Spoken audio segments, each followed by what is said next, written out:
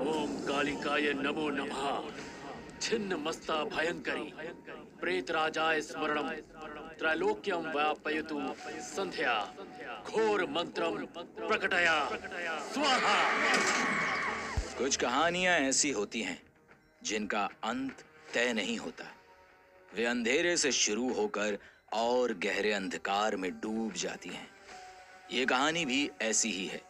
ये एक आदमी की नहीं बल्कि उस अज्ञात शक्ति की है जो समय और भाग्य से परे है। कहते हैं कि दुनिया में हर चीज का मोल होता है, लेकिन जब इंसान काले जादू की ओर कदम बढ़ाता है तो वो कीमत उसकी आत्मा से चुकाई जाती है।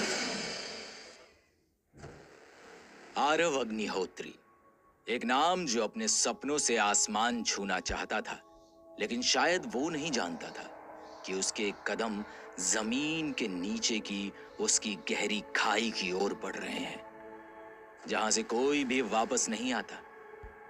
वो खाई जहां सिर्फ परछाइयां रहती हैं, जहां इच्छाएं, उम्मीदें और इंसानियत सब कुछ जलकर राख हो जाती है। इस दुनिया के नियम अलग हैं। यहाँ हर वादा धोखा है और हर राहत एक साजिश। और इस खाई में गिरने वाले का नाम आज आरव है। हल्की बारिश के बीच खिड़की पर टपकती बूंदों की आवाज। आरव बालकनी में खड़ा है, थके और परेशान चेहरे के साथ एक सिगरेट जलाते हुए। आरव को वहम होता है। उसके कानों में वही मंत्र सुनाई देते हैं जो शुरू में लिखे गए थे। ओम कालिकाय नमो नमः। छिन्न मस्ता भयंकरी प्रेतराजाय स्मरणम त्रैलोक्यम व्यापयतु संध्या घोर मंत्रम प्रकटया स्वाहा। पर अभी आरव इस बात से अनजान है कि वो मंत्र क्या है। सब कुछ तो ठीक चल रहा था, मेरा बिजनेस, मेरी फैमिली, फिर अचानक ये सब क्यों हो रहा है? कौन सी गलती की है मैंने? क्या है जिससे मैं चूक गया हूं? क्यों हो रहा है ये सब? हर दिन एक नई समस्या, एक नई हार। क्या मेहनत करना ही मेरी सबसे बड़ी गलती थी? पीछे से अनन्या की आवाज आती है जो कमरे में है। आरव, इतनी रात हो गई है, अंदर आ जाओ। तुम्हारी तबीयत खराब हो जाएगी। हर मुश्किल का हल होता है, हम मिलकर इसे ठीक कर लेंगे। तुमने जो बनाया है वो इतनी आसानी से खत्म नहीं हो सकता। आव्या सुनो, जाओ पापा को हक करो।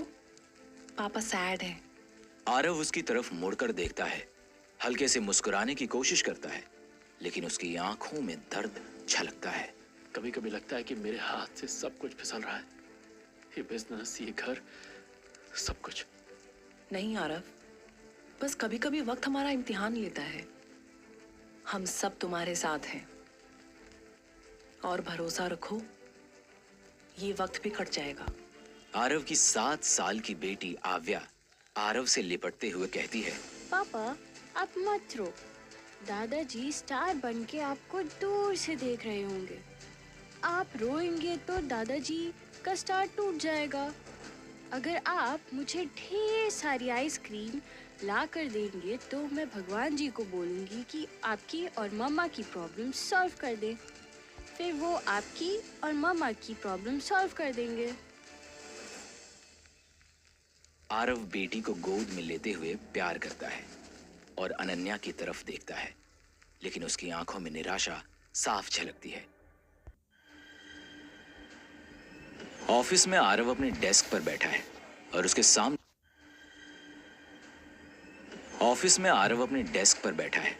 उसके सामने कंपनी के घाटे का चार्ट रखा हुआ है। उसका दोस्त रोहन ऑफिस में आरव अपने डेस्क पर बैठा है और उसके सामने कंपनी के घाटे का चार्ट रखा हुआ है। उसका दोस्त रोहन उसके पास बैठा है। आरव, ये रिपोर्ट देखी तुमने? 3 बड़े बड़े क्लाइंट ने प्रोजेक्ट कैंसिल कर दिए हैं। मैं समझ नहीं पा रहा अचानक ये सब कैसे हो रहा है यार।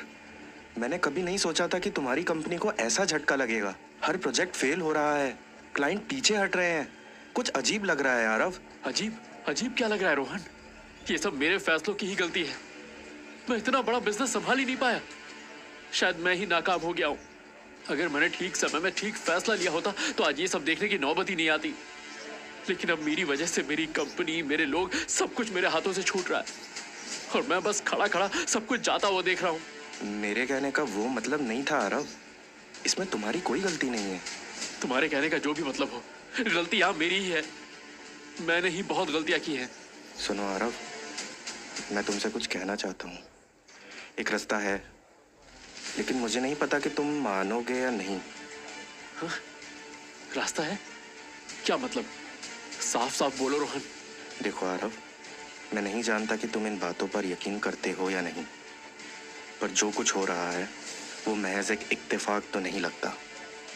पिछले कुछ दिनों से मैं भी ये महसूस कर रहा हूँ, कुछ तो ऐसा है जो हमारी समझ से बाहर है। एक अजीब सी ऊर्जा, जैसे कोई ताकत तुम्हें गिराने की कोशिश कर रही है। अरे यार, क्या बकवास कर रहे हो रोहन? ये बिजनेस है, कोई फिल्म नहीं चल रही है। हर मुश्किल को मैंने मेहनत से हराया है और कोई मेरा दुश्मन क्यों बनेगा भला? मैं जानता हूँ तुम मुझ पर यकीन नहीं करोगे, लेकिन सोचो आरव, ये सब इतनी तेजी से कैसे हुआ? तुम्हारा बिजनेस, तुम्हारी जिंदगी एकदम से कैसे बिखरने लगी? मैं इन अंधविश्वासों को नहीं मानता रोहन। मैं जानता हूँ, लेकिन सोचो, अगर तुम्हारे पास कोई और रास्ता ना बचे तो? कभी कभी हमें उन दरवाजों को खटखटाना पड़ता है जिन पर हम भरोसा नहीं करते। मैं जानता हूँ, सोचो आरव। फिल्म नहीं चल रही है, हर मुश्किल को मैंने मेहनत से हराया है और कोई मेरा दुश्मन क्यों बनेगा भला? मैं जानता हूँ तुम मुझ पर यकीन नहीं करोगे, लेकिन सोचो आरव, ये सब इतनी तेजी से कैसे हुआ? तुम्हारा बिजनेस, तुम्हारी जिंदगी एकदम से कैसे बिखरने लगी? मैं इन अंधविश्वासों को नहीं मानता रोहन। मैं जानता हूँ, लेकिन सोचो, अगर तुम्हारे पास कोई और रास्ता ना बचे तो? कभी कभी हमें उन दरवाजों को खटखटाना पड़ता है जिन पर हम भरोसा नहीं करते। बस एक बार कोशिश तो करके देखो, शायद कुछ हो जाए। मैं किसी को जानता हूँ जो शायद तुम्हारी मदद कर सके। एक आखिरी बार कोशिश समझकर उससे मिल लो। अगर कुछ नहीं हुआ तो कम से कम ये तो जान जाओगे कि तुमने हर रास्ता आजमा लिया।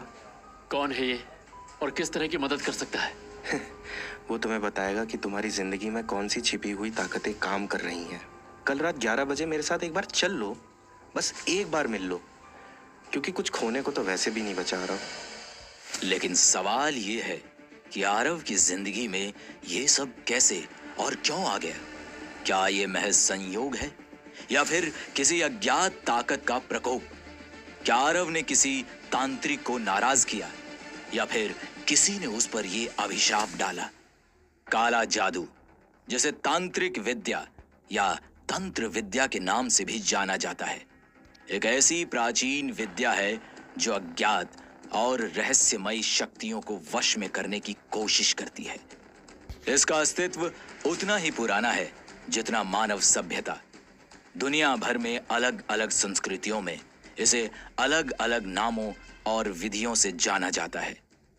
भारत में काली शक्तियों और तंत्र विद्या का गहरा संबंध हिमालय और बंगाल जैसे क्षेत्रों से जोड़ा जाता है। माना जाता है कि यहाँ तांत्रिक देवी देवताओं और ऊर्जा के अदृश्य रूपों को साधने के लिए विशेष साधनाएं करते हैं। अघोरी, कपाली और तांत्रिक, ऐसे शब्द इन्हीं साधकों को संदर्भित करते हैं जो अंधकार और मृत्यु की शक्तियों को समझने और साधने का दावा करते हैं। जो कुछ भी हो, काला जादू केवल अंधेरे में फलता फूलता है और आरव की जिंदगी का अंधेरा अब इतना गहरा हो चुका है कि उसमें रोशनी की कोई उम्मीद नहीं दिखती।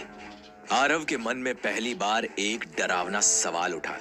क्या वाकई वो किसी अदृश्य ताकत का शिकार बन रहा है?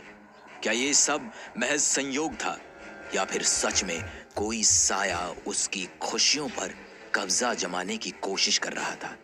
रोहन के इस अनजान रास्ते ने उसके दिल में एक नई हलचल मचा दी थी।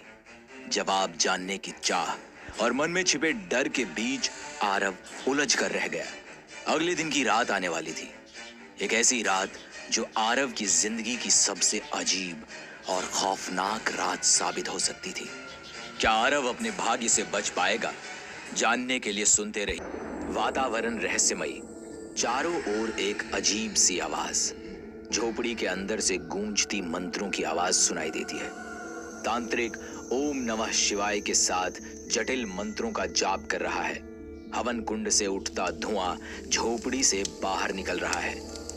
सुना था हर समस्या का समाधान केवल भौतिक नहीं होता, कुछ समस्याएं आध्यात्मिक भी होती हैं, जिनके समाधान के लिए भौतिक जगत से बाहर देखना पड़ता है। आरव, जिसने अपने जीवन में कभी तंत्र मंत्र पर यकीन नहीं किया था, आज अपनी लाचारी में पहली बार उस दुनिया की दहलीज पर खड़ा था जिसे लोग अनजाने डर और रहस्य से जोड़ते हैं। आरव और रोहन झोपड़ी के करीब पहुंचे हैं। अंदर से मंत्रोच्चार की गूंज तेज हो रही है। जैसे ही आरव झोपड़ी के दरवाजे पर कदम रखता है, उसे एक अजीब सी थकावट और बेचैनी महसूस होती है। ओम भूर्भुवः स्वः तत्सवितुर्वरेण्यं भर्गो देवस्य धीमहि धियो यो नः प्रचोदयात्। ओम भूर्भुवः स्वः तत्सवितुर्वरेण्यं भर्गो देवस्य धीमहि धियो यो नः प्रचोदयात्। दरवाजा अपने आप खुलता है। तांत्रिक गहरे ध्यान में बैठे हुए हैं। अपनी आंखें धीरे धीरे खोलता है। उसकी आंखें आरव को देखकर चमकने लगती हैं। तांत्रिक के आसपास धूप और जड़ी बूटियों की महक है। यहाँ आने का मतलब जानते हो ना वत्स? तांडव, भयंकर तांडव। कहो, क्या अपेक्षाएं हैं तुम्हारी? आरव थोड़ा चिढ़ते हुए रोहन की ओर देखता है। इसका जीवन तहस नहस हो गया है बाबा, सब कुछ खत्म हो चुका है। तुम्हारी ऊर्जा गड़बड़ है। यहाँ आने से पहले तुम्हें शुद्ध होना चाहिए था, लेकिन खैर, अब तुम आ गए हो तो मैं तुम्हारी अतीत की गुत्थियों को समझ सकता हूँ। बैठो। आरव और रोहन तांत्रिक के सामने बैठते हैं। हवन कुंड से उठते धुएं में अजीब सी हलचल दिखती है। तुम्हें पता है, इस संसार में हर इंसान केवल शरीर नहीं, ऊर्जा का स्रोत है। और जब ये ऊर्जा किसी नकारात्मक शक्ति के प्रभाव में आती है तो जीवन में अराजकता पैदा होती है। लेकिन ये सब कैसे संभव है? ऊर्जा को कौन नियंत्रित कर सकता है? ये कोई नई बात नहीं है। हमारे प्राचीन ग्रंथों में इसे तंत्र शक्ति कहा गया है। ये शक्ति सकारात्मक और नकारात्मक दोनों हो सकती है। कुछ लोग इसे साधना के माध्यम से प्राप्त करते हैं, लेकिन समस्या तब होती है जब ये नकारात्मक उद्देश्य से इस्तेमाल की जाती है।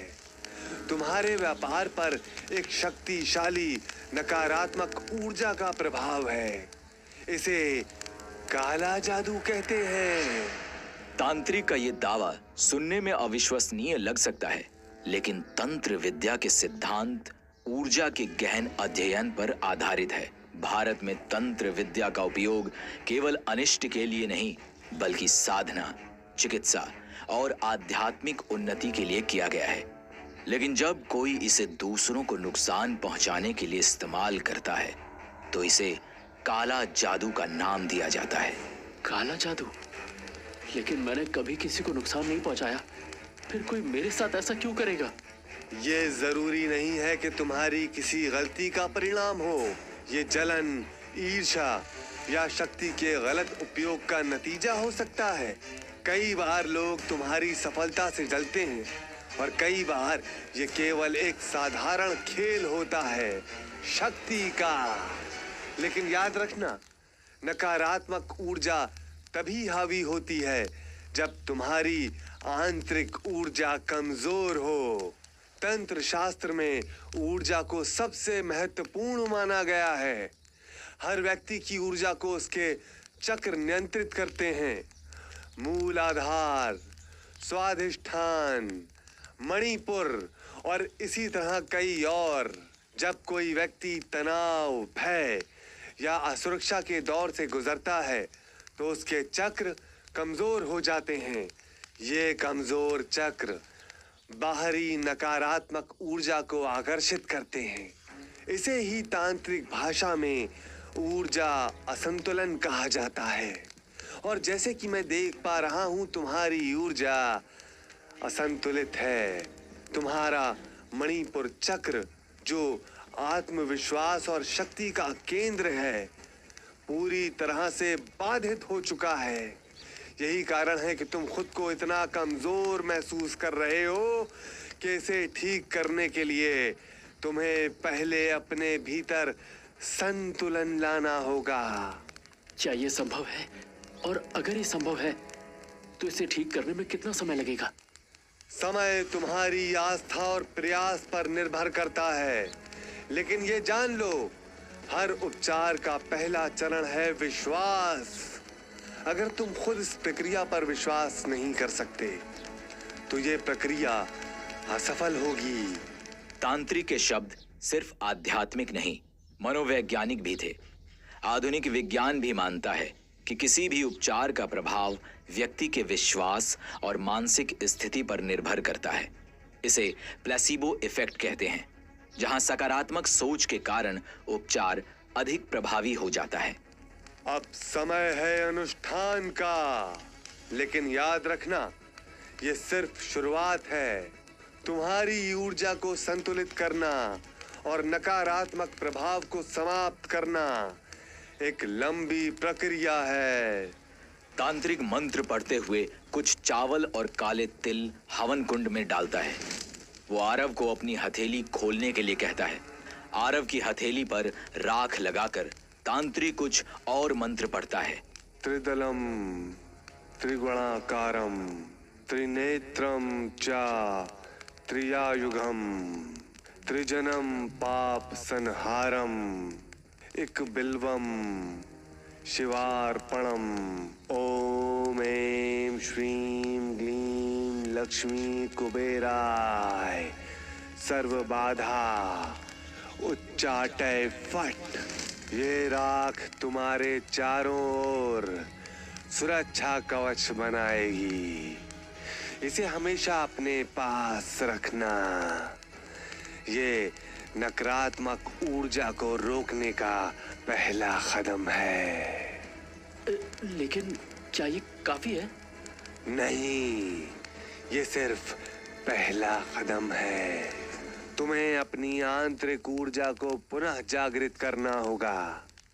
इसके लिए हर रोज ध्यान करना, कुछ विशेष नियमों का पालन करना और अपनी सोच को सकारात्मक बनाना अनिवार्य है। ये रात आरव के लिए केवल एक अनुष्ठान की नहीं, बल्कि आत्म जागरण की शुरुआत थी। लेकिन क्या वो इस प्रक्रिया पर विश्वास कर पाएगा, या उसकी आस्था और तर्क के बीच की लड़ाई उसे और गहराई में ले जाएगी? आरव तांत्रिक के आश्रम के एक विशेष कक्ष में बैठा है।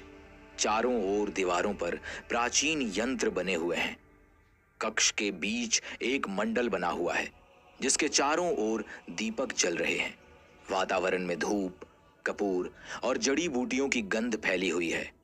तांत्रिक एक ऊंचे आसन पर बैठा है और आरव उसके सामने ध्यान मुद्रा में है। तंत्र विद्या में ध्यान को सबसे शक्तिशाली साधन माना जाता है। ये न केवल मन को शांत करता है, बल्कि व्यक्ति के आंतरिक ऊर्जा को संतुलित करने का सबसे पहला कदम है। आरव, जो अब तक इस आध्यात्मिक विज्ञान को केवल अंधविश्वास मानता था, आज पहली बार इस प्रक्रिया का हिस्सा बन रहा था। आरव, ध्यान केवल आंखें बंद करना नहीं है, ये तुम्हारी आत्मा को अपने भीतर देखने का प्रयास है। ध्यान वह दर्पण है जिसमें तुम्हें अपनी ऊर्जा के प्रवाह का प्रतिबिंब दिखेगा। अब मैं तुम्हें एक विशेष ध्यान प्रक्रिया सिखाऊंगा। इसे कहते हैं मणिपुर चक्र जागरण। आरव सहमति में सिर हिलाता है और अपनी जगह पर सीधा बैठ जाता है। मणिपुर चक्र तुम्हारी नाभि के पीछे रीढ़ की हड्डी में स्थित है। ये आत्मविश्वास, शक्ति और आंतरिक अग्नि का केंद्र है। जब ये कमजोर होता है तो तुम खुद को कमजोर और असहाय महसूस करते हो। इसे जागृत करने के लिए तुम्हें अपनी श्वास और ध्यान पर नियंत्रण करना होगा। अब मेरी बात को ध्यान से सुनो। तांत्रिक हाथ जोड़कर गहरी सांस लेता है और आरव को संकेत देता है। सबसे पहले अपनी सांसों पर ध्यान केंद्रित करो। गहरी सांसें लो और धीरे धीरे छोड़ो। सांस को नाभि तक पहुंचने दो।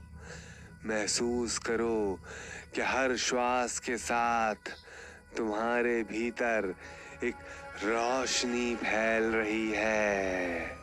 आरव गहरी सांस लेना शुरू करता है। धीरे धीरे वो अपनी सांसों पर ध्यान केंद्रित करता है। ओम रम ह्रीम मणिपुराय नमः। ये मंत्र मणिपुर चक्र की ऊर्जा को सक्रिय करता है। इसे बार बार अपने मन में दोहराओ। हर बार जब तुम इसे पढ़ोगे तुम्हारे भीतर एक हलचल महसूस होगी। ये हलचल तुम्हारी सोई हुई ऊर्जा को जागृत कर रही है। उसकी आवाज धीमी और आत्मविश्वास से भरी होती है। ध्यान रहे, ये प्रक्रिया केवल शरीर को स्थिर करने की नहीं है। इसे करते समय अपने जीवन की सभी सकारात्मक उपलब्धियों के बारे में सोचो। सोचो कि तुमने अब तक क्या पाया है। हर बार जब तुम्हारा ध्यान भटके उसे वापस इस मंत्र पर ले आओ। महसूस करो कि नाभि से एक सुनहरी रोशनी उठ रही है जो तुम्हारे पूरे शरीर में फैल रही है।